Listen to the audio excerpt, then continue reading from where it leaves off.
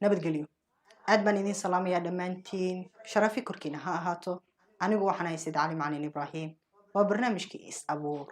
dadkoo dhan qiimay leeyihiin kan camoolka ah kan indhaha leh kan shaqaynaya kan cabtooyga ah dhammaan darajo iyo mansab ayay leeyihiin haba kala darajo sareeyaane ilaahay baa ina karaameeyay ilaahay quraankiisa waxa uu ku leeyahay walaqad karamnaa bani aadama bin aadanka waynu karaameynay dadka ina xushmeynaya dadka ina qadarinaya dadka qiimaheena garanaya waa kuwa aynu ugu jecelnahay inta aan noolnahay adduunyo waxa laga cararo waa ceeb aakhirana waa cadaab ma jeclin nafsad ahaanteena in waxyaabo qaar nagala sheego inna la bahdilo ma jeclin dadka qiimaheena garanayna dadka kale waa ay nooga khalisayeen balse waxaa jira dad aanan garanayn qiimaheena dad aanan garanayn waxaynu nahay dad bini aadanka iyo xayawaanadaba isku mid ay yihiin ayaa jira dadkaasi waxaa muhiima inaynu liijaanka u gaabino inaynu iyagoo dhan dadka kale ka socno oo aanan qiimeyninba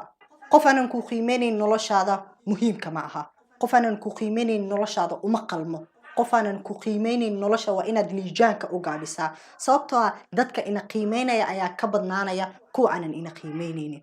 qof walbo ku qiimeynaya wuu kaaga qaalisan yahay qof aanan ku qiimeyneyn waxaan idinla wadaagayaa sheeko aad u qiimo badan waxaa jiray aabe wiil iyo hooyadiis oo ku wada noolaa hal guri aabihii aad buu u weynaaday oo da'diisu way weynaatay xilli wuxuu gaaray uusan isdhehelin xanuunkan waad ka kici kartaa oo kale waxa uu yeeray xaaskiisa waxa uu yiri waa inaad ii wacdaa inankeyga wiilkii aabihii dhalay baa loo wacay oo waxaa lagu yiri waxa ku yeeraya aabaha wiilkii waa uu yimid wiilkii aabihii buu u yimid waxa uu yiri aab waan ku imid aabihii baa yiri wiilkeygu waxaan jeclaan lahaa inaan kula dardaarmo dardaaran aad u qiimo badan wiilkii waxa uu yiri aab waan wax walboodii amarta waan sameeynaya aabihii waxa uu wiilkii u dhiibay saacad uu lahaan jiray aabahaas awoowihiisa aab waa inaad baxdaa oo aad tagtaa dukaanka dariskiina ah saacadan baad u geynaysaa oo waxaad oranaysaa saacadan waxaan rabaa inaad iga iibisaan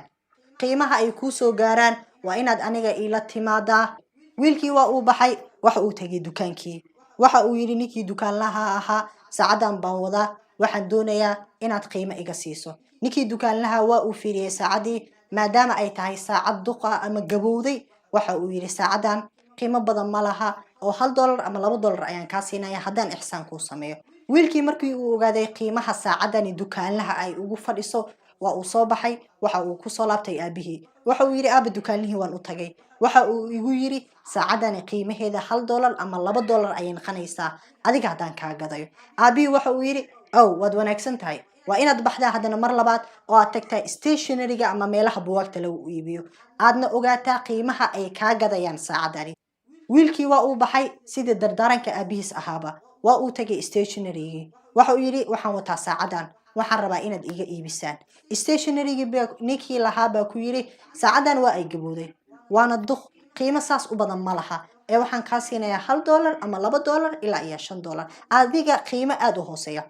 wiilkii waa uu soo baxay waad mahadsantahay buu ku yiri waa uu soo baxay waxa uu ku soo laabtay aabihii waxa uu yiri aabe waan tagay meeshii buugaagta waxa laygu yiri saacadani waxaynu kaa gadaynaa qiimo aad u hooseeya aabihii waxa uu yiri waad wanaagsan tahay inankeygiyo waa inaad aadaa madxafka lagu keediyo waxyaabaha taariikhiga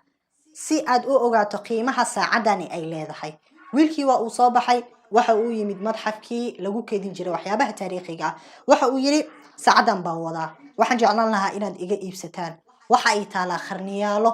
iga iibiya saacadan dadkii madxafka lahaa ayaa yiri waynu u baahannahay saacadan maadaama qarniyaalo ay taalo waynu keedinaynaa oo taariikh bay noo galaysaa qiimo walbood u baahan tahayna waynu kaa siinaynaa qiimo walbo oo aad u baahan tahay waynu kaa siinaynaa kala duwan $1 iyo qiimo walba aad doonayso kala duwan marka wiilkii waa uu soo laabtay waxa uu soo laabtay aabihii waxa uu ku yiri aabe madxafkii waan tagay waxay igu yiraahdeen qiimo walbo doonayso afkaaga ka soo baxay aynu ku siinaynaa aabihii baa yiri inankeygow saddexdaasi waa xigmado ama xigmado ayaan ula jeedaa dukaanka baan kuu diray qiimihiisu aad buu u hooseeyay waxaan kuu diray stationerygii qiimihiisu aad buu u hooseeyay balse madxafka qiimihiisu aad buu u sareeyaa sababta miyaad garanaysaa madxafku waxa uu garanayaa qiimaha saacadani ay leedahay qiimaha saacadani ay leedahay ayuu garanayaa madxafka markaa buu wuxuu yiri wiilkeygow qof walbo ku ixtiraama qof walbo ku qadariya qof walboo darajadaada garanaya waa inaad liijaanka u dheereysaa waa inaad ixtiraam